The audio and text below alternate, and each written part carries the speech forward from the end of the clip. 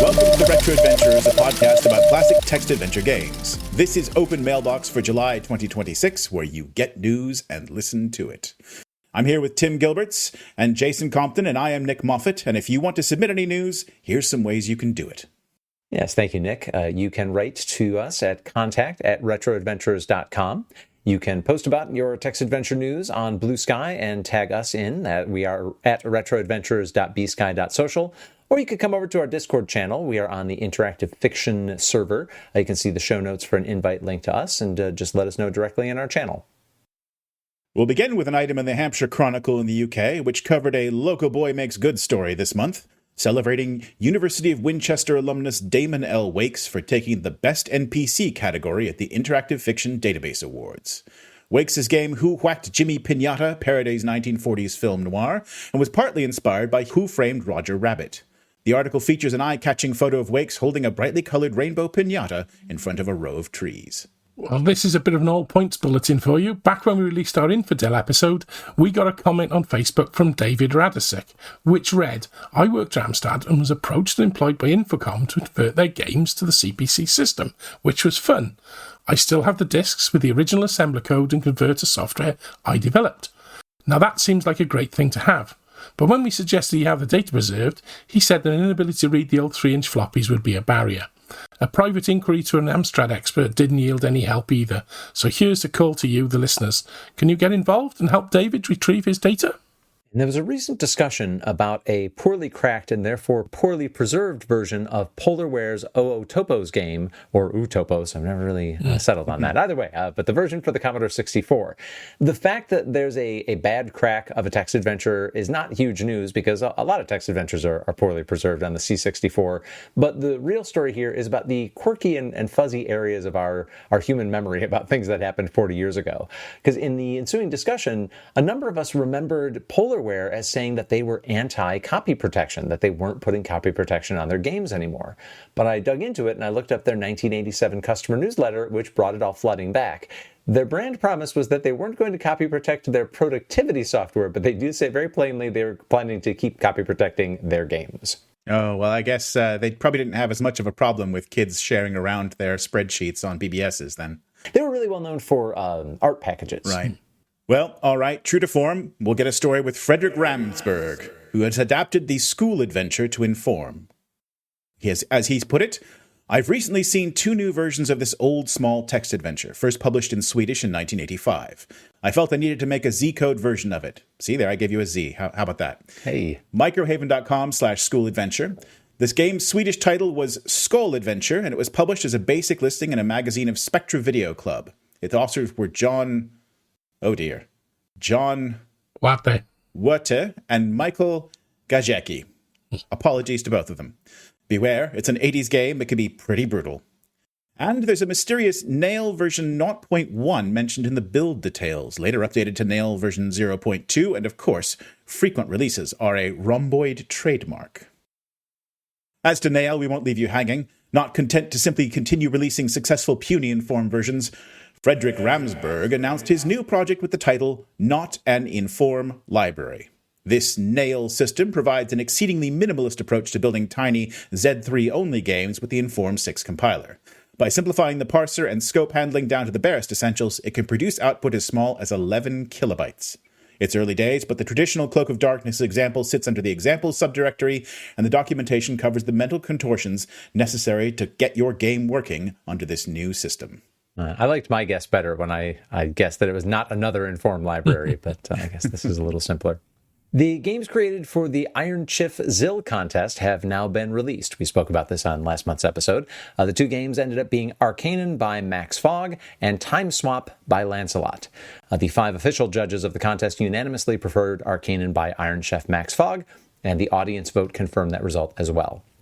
This was officially the space-time connecting artifact battle, and the pre-game support materials for both are pretty sparse, and considering that the challenge is to make the games in just 5 days, but there's some nice splash screen text from Time Swap worth a listen. You step out of the transporter. The chameleon circuitry has done its job. Your transporter now perfectly matches a neat row of identical red boxes on the premises. To any passerby, it is entirely unremarkable. The environment is quiet. Too quiet. Something is wrong. You activate your coordinated space-time synchronous reorganizer, affectionately known as the Time Swapper. Almost immediately, it emits a warning. Anomalies detected in this time period. Reports have been filed about unauthorized temporal manipulation on this planet. A renegade. Someone with access to technology they were never meant to control. Your mission? Find the renegade. Repair the broken timelines. It is time to perform a... And then time swap in the usual, banner text that comes up at the start of a game. Nice Doctor Who reference there. I always wondered why such an intelligent being couldn't repair the chameleon circuits in his TARDIS. Yes, this may be another one of those unlicensed Doctor Who works, which we have a fair amount of out there.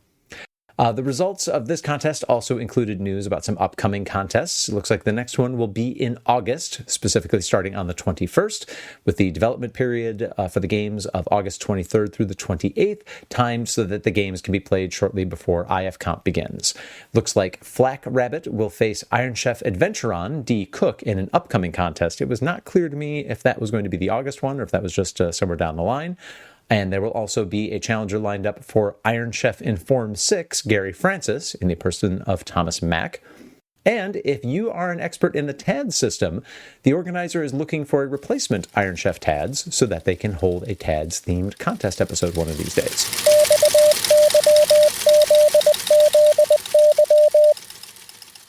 We interrupt this pre-recorded open mailbox segment to bring you a breaking news update. Otis Dog has posted to the IntFiction forum to announce that the August Iron ChIF may not proceed as planned. Quote, I'm sorry to report that I've been having trouble finding enough available judges to hold the August episode as planned. Between IFComp and summer vacations, we're a couple of judges short of what we'd need for a full panel. The good news is that current volunteers include 2 great new judges. The planned episode will also feature a guest chairman because I know the challenger in real life. Unless I can find new judges in the next couple of weeks, it seems likely that we'll be skipping an August episode, and Season 1, Episode 3 will move to later in the year, probably around mid-November.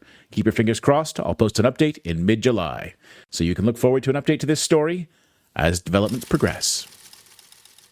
In more Frederick Ramsberg news, he's released version 6.7 of PunyInform library for Inform 6 games a couple of weeks ago.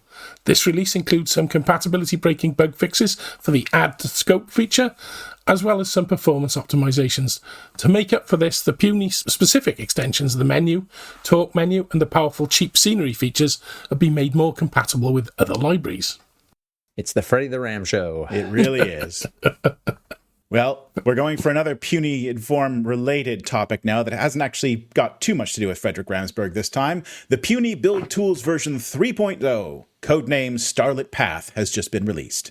With a quick invocation of the command line tool named Puny1 Kenobi, you can now crank out disc and tape images of your PunyInform game for the following platforms. Oh, deep breath. C64, Amiga, Spectrum Plus 3, Amstrad CPC/PCW, Atari ST, Atari 8-bit, MS-DOS, MSX, BBC Micro, Acorn Electron, C128 Plus 4, Apple II, Sam Coupe, TRS-80 Model 3, TRS-80 Model 4, TRS Coco, Dragon 64, Mega 65, Spectrum Next, Aegon Light, Commander X16, Classic Macintosh, and Modern PC, whatever that means. Oh. This includes a number of brand new Cleanroom Z5 capable interpreter builds, Ceres for the Coco and Dragon, Varuna for the Atari 8-bits, and Eris for the Amiga and Atari ST. All 5 interpreters support accented characters for French, Spanish, German, and Nordic languages.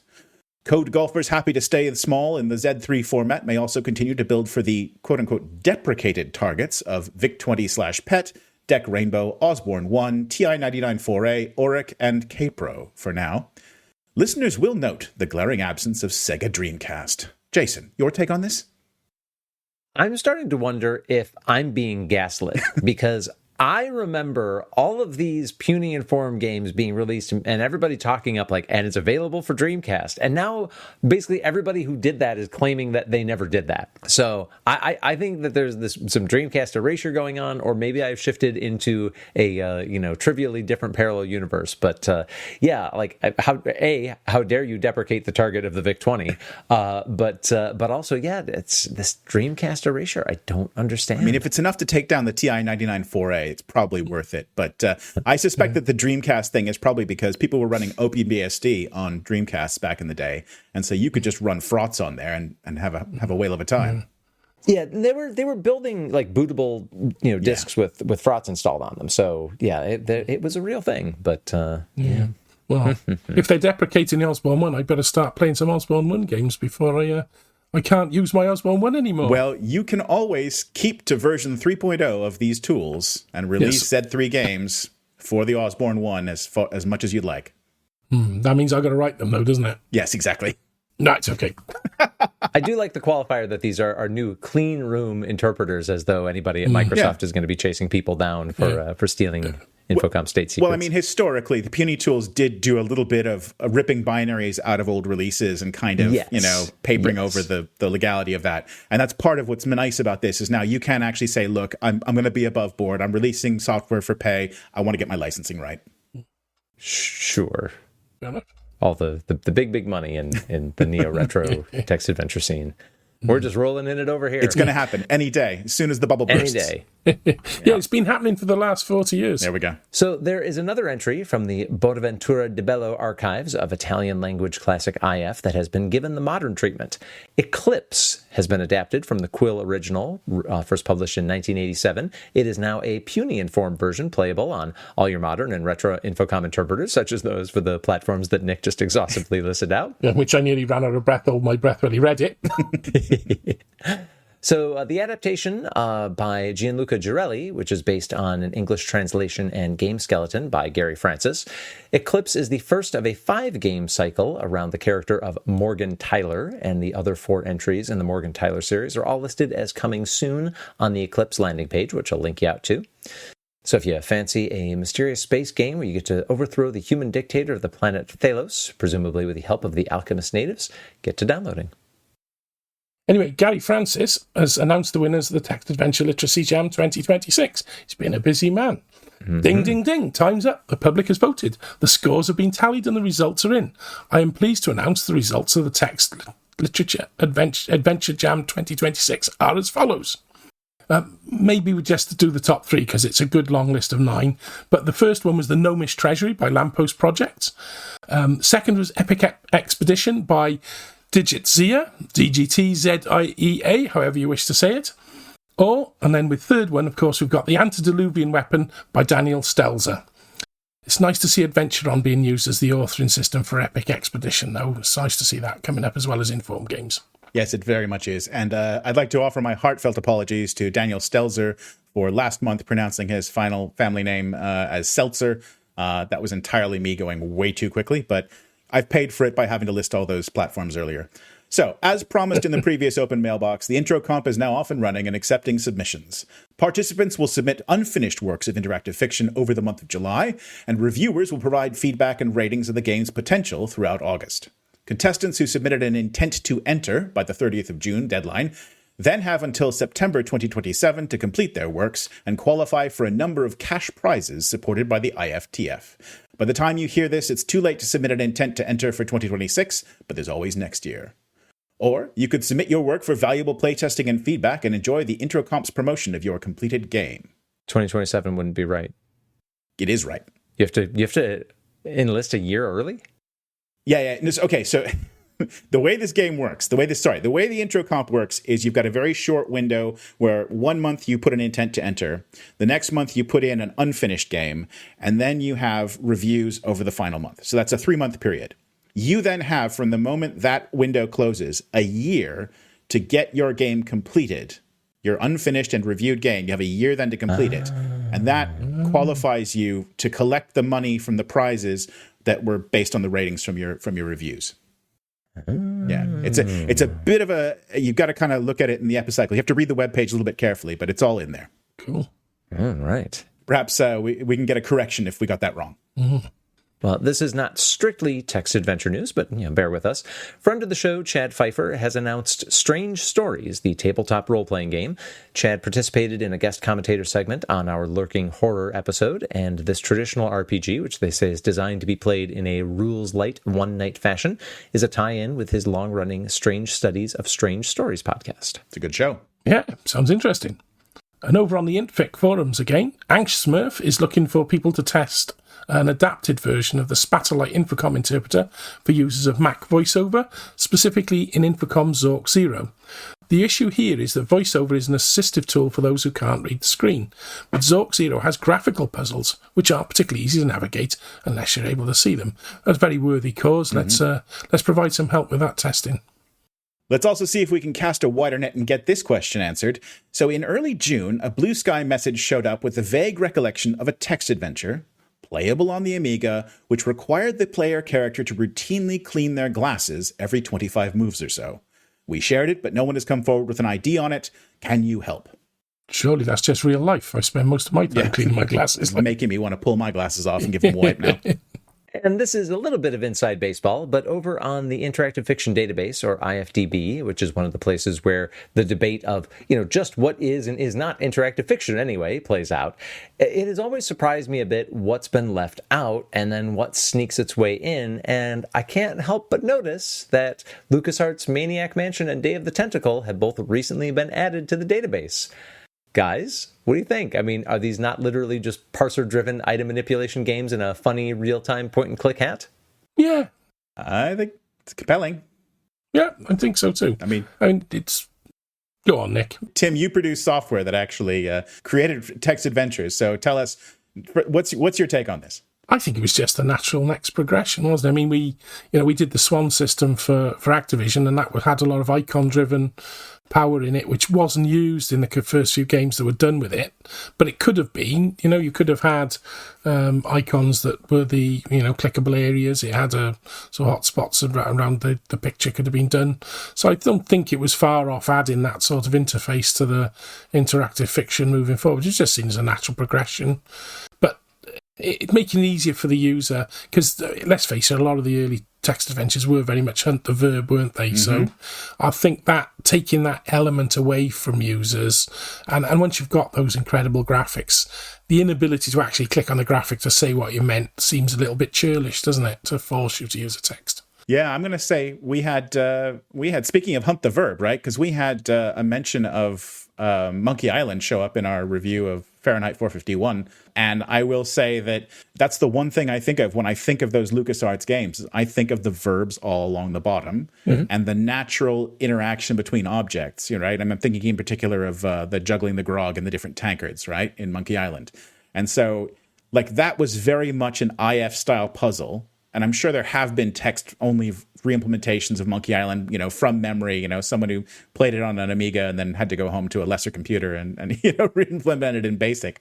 But I feel like, that really does help. It was a material improvement to the player's life experience of these games, and yet it still had a lot of the same structure.